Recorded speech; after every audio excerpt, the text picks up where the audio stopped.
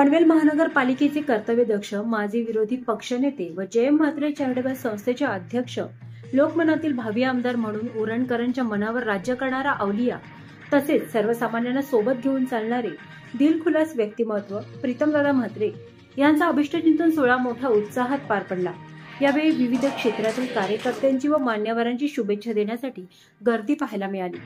स्वर्गीय लोकनेते दिबा पटेल साहेबांची जयंती व प्रीतमदादा म्हात्रे यांच्या वाढदिवसानिमित्त महाआरोग्य शिबिर जासे येथे करण्यात आले होते। जासे येथे हजारो रुग्णांनी आरोग्य सेवेचा लाभ घेतला। हे शिबिर यशस्वी होण्यासाठी शेतकरी कामगार पक्ष, पनवेल व उरण व जयम म्हात्रे संस्थेच्या सभासदांनी विशेष परिश्रम घेतले।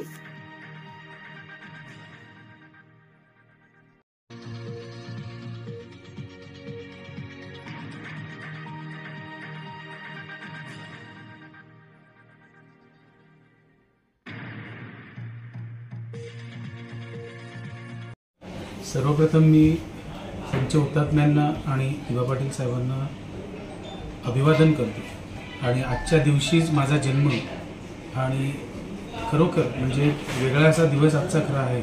आणि हे सगळेजण म्हणजे सर्व राजकीय पक्षातील, सामाजिक क्षेत्रातील सगळेच नागरिक, नेते मंडळी हे जासईला, दत्तुमला, पागोट्याला, चिरल्याला या सगळ्या ठिकाणी जात असतात। आणि खरोखर आजच्या दिवशी माझा वाढदिवस आणि सगळेजण भेटायला येणं आणि खरोखर एक वेगळा दिवस आजच्या दिवसासाठी मला वाटते।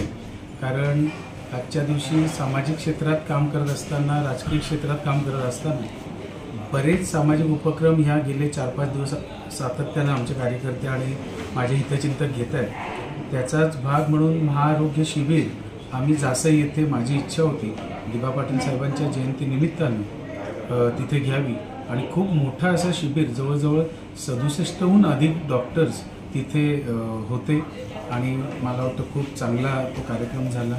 आणि त्याच्यातून नुसतं महाआरोग्य शिबिर घेतलं नाही तर स्टार्ट टू एंड हे सोल्युशन आम्ही तिथे दिलं। कोणाचं डोळ्याचं चेकिंग केलं, कॅटरॅक्ट ऑपरेशन निघालं तर त्या ऑपरेशनपर्यंत सुविधा, कोणाला थायरॉइड टेस्ट निघाली तर त्याच्या गोळ्यांची सुविधा, कोणाला अजून वेगवेगळ्या पद्धतीनं, कोणाला कॅल्शियम कमी आहे तर त्याच्या गोळ्या, त्याचा कोर्स पूर्ण, या सगळ्या गोष्टी आम्ही तिथे दिल्या आणि वन विंडो सोल्युशन आम्ही तिथे दिलं आणि एक वेगळा असा महाआरोग्य शिबिर आम्ही जासई इथे घेतलं। खरोखर मी धन्य समजतो की दिबा पाटील साहेबांच्या जयंतीनिमित्तानं आणि माझ्या वाढदिवसाचं औचित्य साधून हे स्थान मला तिथे मिळालं की हे महाआरोग्य शिबिर घेण्याची संधी तिथे मला मिळाली। खरोखर मी माझ्या सर्वांना म्हणजे संस्थेचे आणि ज्यांनी ज्यांनी सहभाग घेतला, हॉस्पिटल्स आणि रोटरी क्लब असलेल्या सर्वांनाच मनापासून धन्यवाद देतो की आपण खूप मोठं सहकार्य त्यानिमित्तानं नागरिकांना केलं। असे सामाजिक क्षेत्रात विविध मग क्रिकेट मॅचेस असतील, कुठे अजून वेगळ्या प्रकारचे खेळ असतील, कुठे अजून आरोग्य कॅम्प असतील, या सगळ्या प्रकारचे कॅम्प गेले 5-6 दिवस सातत्यानं होत आहेत। मी पुन्हा एकदा माझ्या सगळ्यांना, ज्यांनी ज्यांनी मला शुभेच्छांचा वर्षाव केला आहे व राजकीय पक्षाचे वेगवेगळे सगळे नेते मंडळी असतील, कार्यकर्ते असतील, हितचिंतक असतील, त्या सगळ्यांना मनापासून धन्यवाद। आजच नाही तर गेली अनेक वर्ष सातत्यानं मी जेव्हा क्रिकेटच्या मॅचना जातो, मग त्या आदिवासी बांधवांच्या असू दे, आपल्या मराठी समाजाच्या किंवा मुस्लिमच्या, सर्व धर्मियांच्या ज्या ज्या ठिकाणी मी जातो तिथे मी नेहमी सांगत असतो, तुम्ही माझी भाषणंही चेक करू शकता आणि ते आजची नाही, गेल्या 15-20 वर्षापासूनची चेक करा की हरल्यानंतर खचून जाऊ नये आणि जिंकल्यानंतर उन्मत्त होऊ नये, या म्हणीप्रमाणे आपण खेळ खेळायचे असतात। मग ते राजकीय असू देत, सामाजिक असू दे, सांस्कृतिक असू दे, कारण शेवटी आपण खेळ खेळतो कोणासाठी? आपल्या समाजाचं हित किंवा आपल्या भागाचं हित किंवा आपल्या देशाचं नाव पुढे जाण्यासाठी करत असतो।